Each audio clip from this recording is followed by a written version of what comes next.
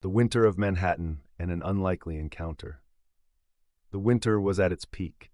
Manhattan's streets were lightly dusted with snow, and the entire city seemed wrapped in a strange silence.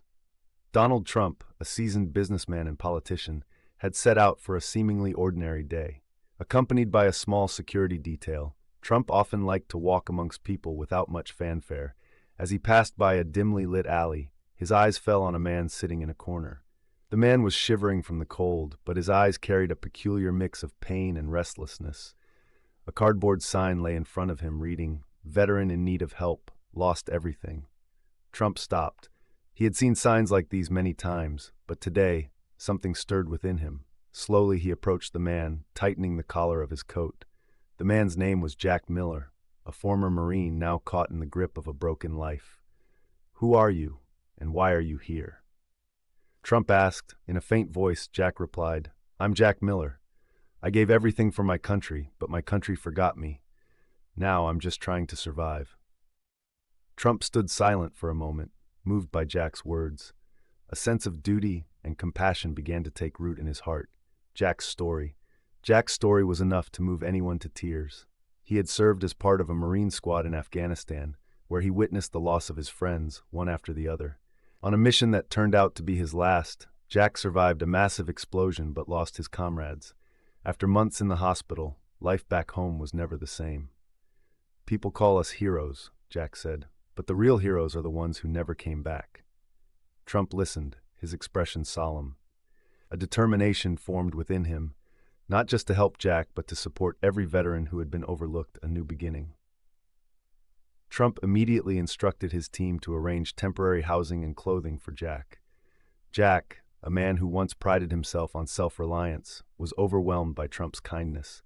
Over time, as Trump regularly checked in on him, Jack began to open up about his struggles. One day, Trump said, "Jack, your story isn't just yours. It's the story of every soldier who fights for their country, but is forgotten when they return. I want you to help me." Surprised, Jack responded, "Me? I'm just a broken man." Trump smiled and replied, "You're an example, Jack, and examples never break." The grand event at the White House. Within a month, Trump organized a grand event at the White House. The event brought together media, politicians, and veterans in a large crowd. The goal was to launch a new fund called the Bravo Fund, dedicated to helping veterans in need. On stage stood Trump and Jack together.